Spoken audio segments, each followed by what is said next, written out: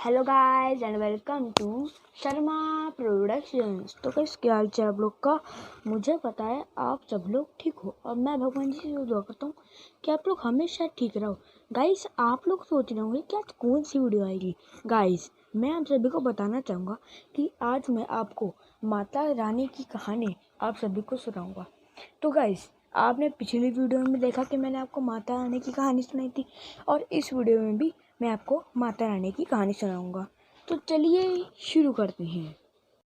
मध्यम चरित्र के विष्णु ऋषि, महालक्ष्मी देवता, छंद, शाकंभरी शक्ति, दुर्गा बीज, वायु तत्व और यजुर्वेद स्वरूप है। श्री महालक्ष्मी की प्रसन्नता के लिए मध्यम चरित्र के पाठ में इसका विनियोग है। मैं कमल के आसन पर बैठी हुई प्रसन्न मुख वाली महिषासुर मर्दिनी भगवती महालक्ष्मी का भजन करता हूँ, जो अपने हाथों में अक्षमाला, फरसा, गदा, बाण, वज्र, पग, धनुष, कुंडिका, दंड, शक्ति, खड़ग, ढाल, शंख, घंटा, मधुपात्र, शूल, पाश और चक्र धारण करती है। ऋषि कहते हैं पूर्व काल में देवताओं और असुरों में पूरे 100 वर्षों तक घोर संग्राम हुआ था। उसमें असुरों का स्वामी महिषासुर था और देवताओं के नायक इंद्र थे। उस युद्ध में देवताओं की सेना महाबली असुरों में परास्त हो गई। संपूर्ण देवताओं को जीतकर महिषासुर इंद्र बन बैठा। तब पराजित देवता प्रजापति ब्रह्मा जी आगे करके उस स्थान पर गए जहां भगवान शंकर और विष्णु विराजमान थे। देवताओं ने महिषासुर के पराक्रम तथा अपनी पराजय का यथावत वृत्तांत उन दोनों देवेश्वरों से विस्तार पूर्वक कह सुनाया। वह बोले, भगवान महिषासुर सूर्य, इंद्र, अग्नि, वायु, चंद्रमा, यम, वरुण तथा अन्य देवताओं के भी अधिकार छीनकर स्वयं ही सबका अधिष्ठाता बन बैठा है। उस दुरात्मा महिष ने समस्त देवताओं को स्वर्ग से निकाल दिया है।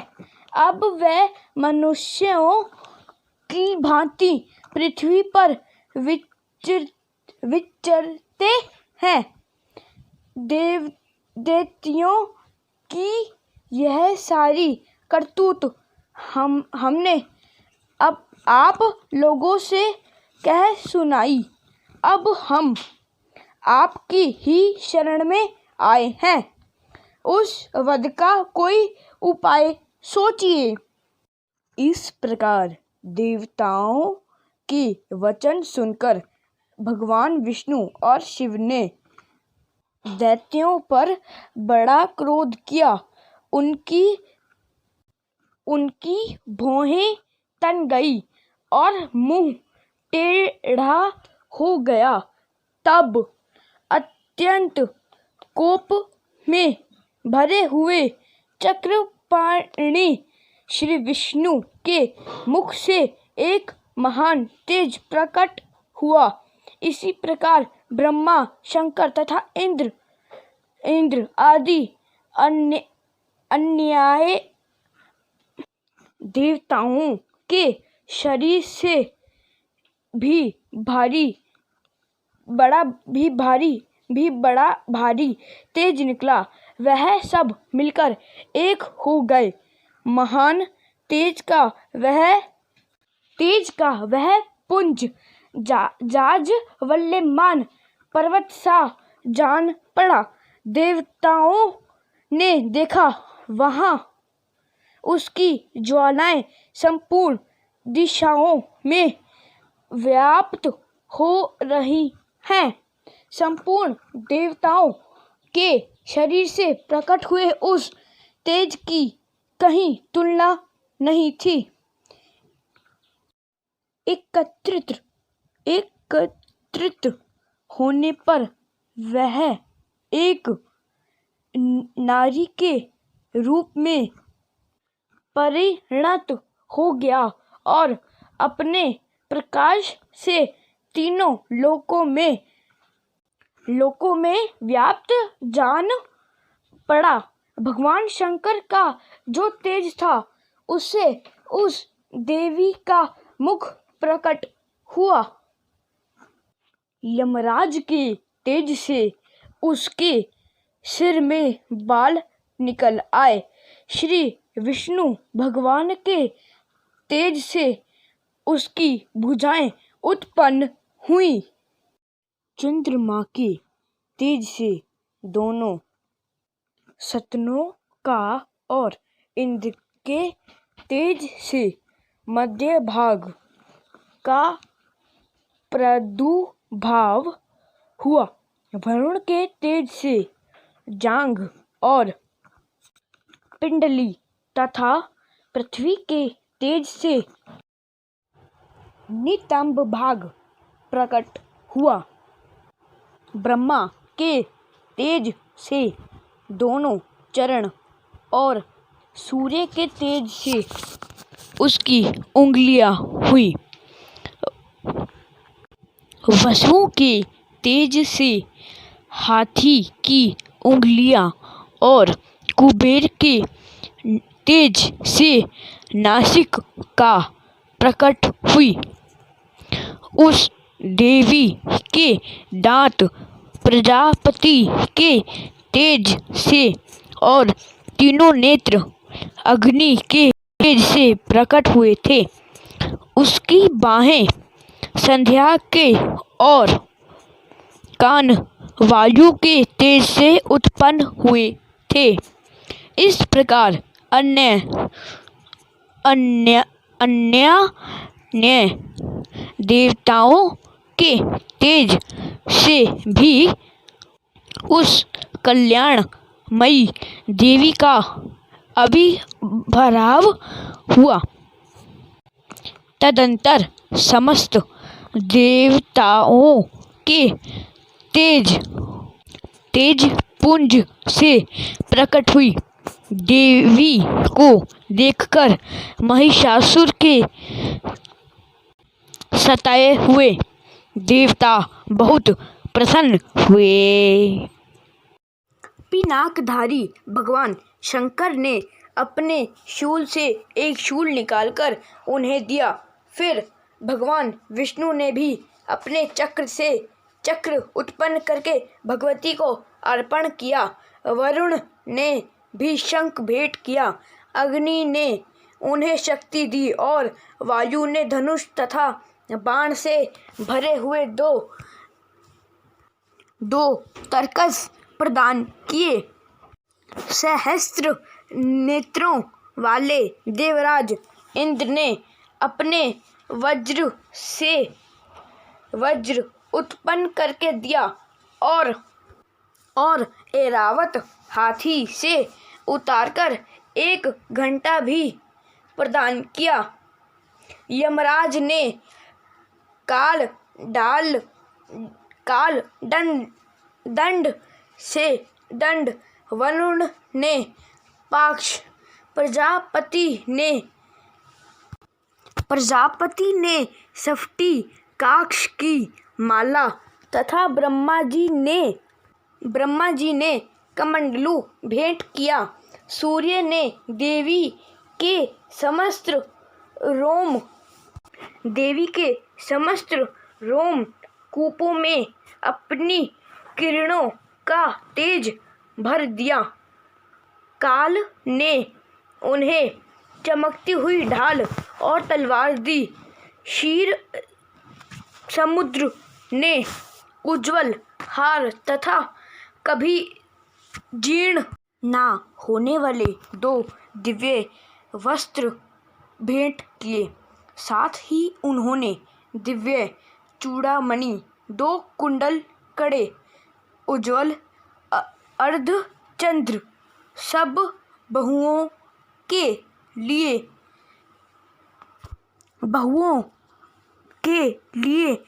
केयूर, दोनों चरणों के लिए निर्मल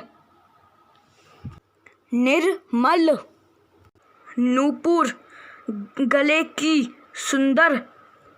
सुंदर हंसली और सब उंगलियों में पहनने के लिए रत्नों की बनी अंगूठियां भी दी। विश्वकर्मा ने उन्हें अत्यंत निर्मित फरसा भेंट किया। साथ ही अनेक प्रकार के अस्त्र और अभेद कवच दिए। इनके सिवा मस्तक और वक्ष स्थल पर धारण करने के लिए कभी न कुम लाने वाले कमलों की मालाएं दी। जलधि ने उन्हें सुंदर कमल का फूल भेंट किया। हिमालय ने सवारी के लिए सिंह तथा भांति भांति के रत्न समर्पित किए। धनाध्यक्ष कुबेर ने मधु से भरा पान पात्र दिया तथा संपूर्ण नागों के राजा शेष ने, जो इस पृथ्वी को धारण करते हैं, उन्हें बहुमूल्य मणियों से विभूषित नागहार भेंट दिया। इसी प्रकार अन्य देवताओं ने भी आभूषण और अस्त्र शस्त्र देकर देवी का सम्मान किया। तत्पश्चात उन्होंने बारंबार अट्टहास पूर्वक उच्च स्वर से गर्जना की। उनके भयंकर नाद से संपूर्ण आकाश गूंज उठा। देवी का वह अत्यंत उच्च स्वर से किया हुआ सिंहनाद कहीं समा ना सका। आकाश उसके सामने लहू प्रतीत होने लगा। उससे बड़े जोर की प्रतिध्वनि हुई, जिससे संपूर्ण विश्व में हलचल मच गई और समुद्र कांप उठे, पृथ्वी डोलने लगी और समस्त पर्वत हिलने लगे। उस समय देवताओं ने अत्यंत प्रसन्नता के साथ सिंहवाणी भवानी से कहा, देवी तुम्हारी जय हो। साथ ही महर्षियों ने भक्ति भाव से विनम्र होकर उनका स्तवन किया। संपूर्ण त्रिलोकी को क्षोभग्रस्त देख दैत्यगण अपनी समस्त सेनाओं को कवच आदि से सुसज्जित कर हाथों में हथियार ले साहस उठकर खड़े हो गए। उस समय महिषासुर ने बड़े क्रोध में आकर कहा, आहा, ये क्या हो रहा है? फिर वह संपूर्ण असुर से घिर कर उस सिंहनाद की ओर लक्ष्य करके दौड़ा और आगे पहुंचकर उसने देवी को देखा, जो अपने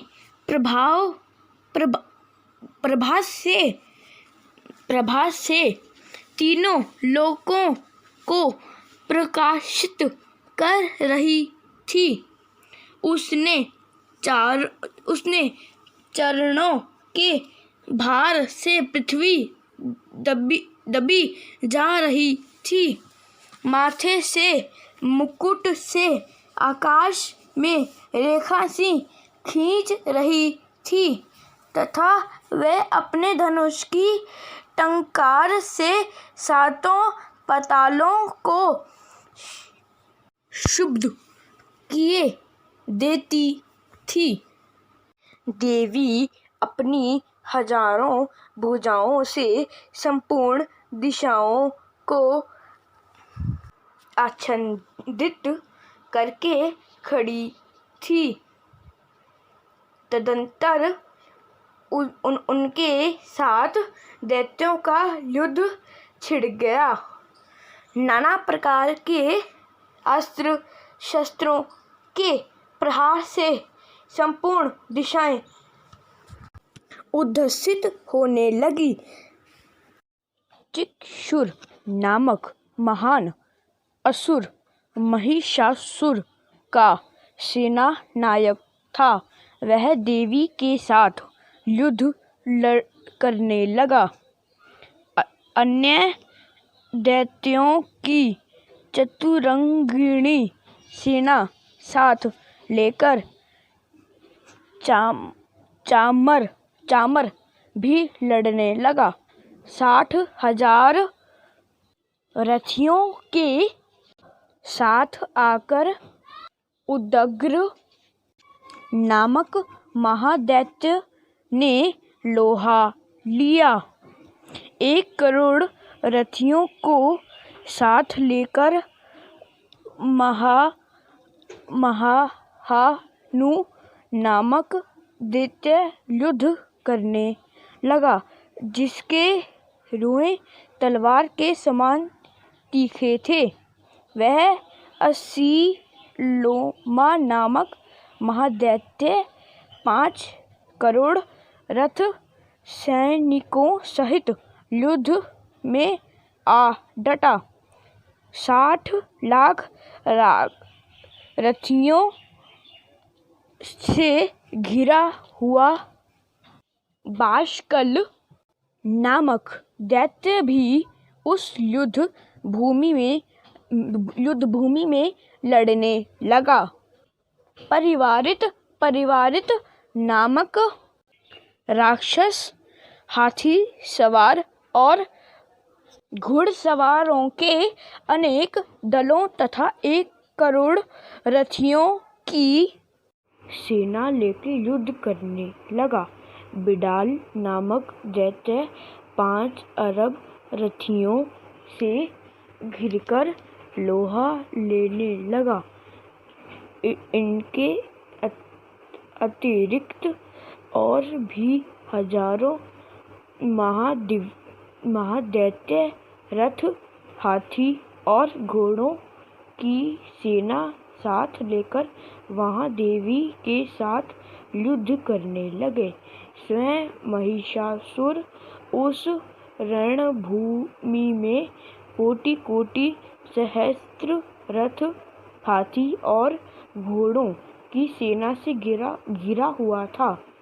वह दैत्य देवी के साथ तोमर, भिंदीपाल, शक्ति, मूसल, खड़क, परशु और पटीश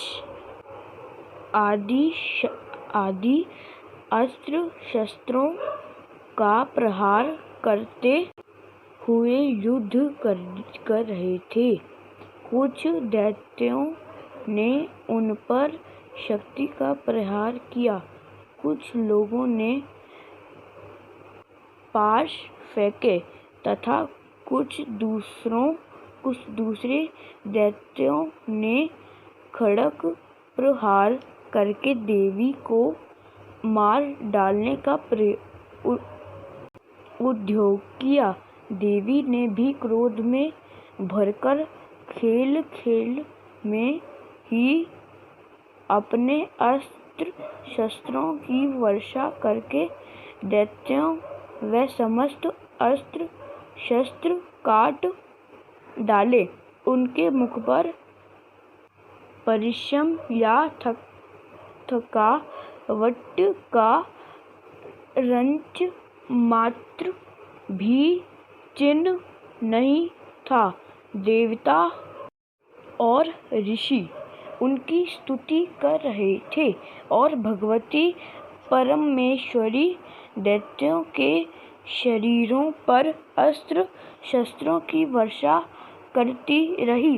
देवी का वाहन सिंह भी क्रोध में भरकर गर्दन के बालों को हिलाता हुआ असुरों की सेना में इस प्रकार विचरने लगा, मानो वनों में दावानल फैल रहा हो। रणभूमि में दैत्यों के साथ युद्ध करती हुई अंबिका देवी ने जितने निश्वास छोड़े वह सभी तत्काल सैकड़ों हजारों गणों के रूप में प्रकट हो गए और परशु, भिंडीपाल, खड़ग तथा पटीश आदि अस्त्रों द्वारा असुरों का सामना करने लगे। देवी की शक्ति से बढ़े हुए वह गण असुरों का नाश करते हुए नगाड़ा और शंख आदि बाजे बजाने लगे। उस संग्राम महोत्सव में कितने ही गण मृदंग बजा रहे थे। तदंतर देवी ने त्रिशूल से, गदा से, शक्ति की वर्षा से और खड्ग आदि से सैकड़ों महादैत्यों का संहार कर डाला। कितनों को घंटे के भयंकर नाद से मूर्छित करके मार गिराया। बहुतेरे दैत्यों को पाश से बांधकर धरती पर घसीटा। कितने ही दैत्य उनकी तीखी तलवार की मार से दो दो टुकड़े हो गए। कितनी ही गदा की चोट से घायल हो धरती पर सो गए। कितने ही मूस की मार से अत्यंत आहत होकर रक्त वमन करने लगे। कुछ दैत्य शूल से छाती फट जाने के कारण पृथ्वी पर ढेर हो गए। उस रणांगन में बाण समूहों की वृष्टि से कितने ही असुरों की कमर टूट गई। बाज की तरह झपटने वाले देव पीड़क दैत्यगण अपने प्राणों से हाथ धोने लगे। किन्ही की बाहें छिन्न भिन्न हो गई। कितनों की गर्दनें कट गई। कितने ही दैत्यों के मस्तक कट कर गिरने लगे। कुछ लोगों के शरीर मध्य भाग में ही विदीर्ण हो गए। कितने ही महादैत्य जंघों कटने से पृथ्वी पर गिर गए। कितनों की ही देवी ने एक बाँह, एक पैर और एक नेत्र वाले करके 2 टुकड़ों में चीर डाला। कितने ही दैत्य मस्तक कट जाने पर भी गिरकर फिर उठ जाते और केवल धड़के ही रूप में अच्छे अच्छे हथियार हाथ में ले देवी के साथ युद्ध करने लगते थे। दूसरे कबंध युद्ध के बाजों की लय पर नाचते थे। कितने ही बिना सर के धड़ हाथों में खड़ग, शक्ति और वृष्टि लिए दौड़ते थे तथा दूसरे महोदय ठहरो ठहरो यह कहते हुए देवी को युद्ध के लिए ललकारते थे। जहाँ वह घोर संग्राम हुआ था वहाँ की धरती देवी के गिराए हुए रक्त, हाथी, घोड़े और असुरों की लाशों से ऐसी पट गई थी कि वहाँ चलना फिरना असंभव हो गया था। दैत्यों की सेना में हाथी, घोड़े और असुरों के शरीरों से इतना अधिक मात्रा में रक्तपात हुआ था कि थोड़ी ही देर में वहाँ खून की बड़ी बड़ी नदियाँ बहने लगी। जगदम्बा ने असुरों की विशाल सेना को क्षण भर में नष्ट कर दिया। ठीक उसी तरह जैसे तर्ण और काठ के भारी ढेर को आग कुछ ही क्षणों में भस्म कर देती है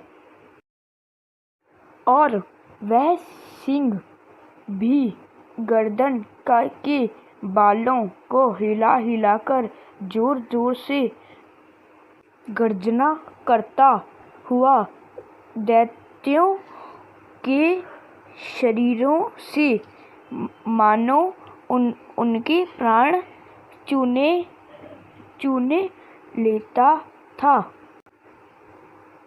वहाँ देवी के गणों ने भी उन महादैत्यों के साथ ऐसा युद्ध किया जिससे आकाश में खड़े हुए देवतागण उन पर बहुत संतुष्ट हुए और फूल बरसाने लगे।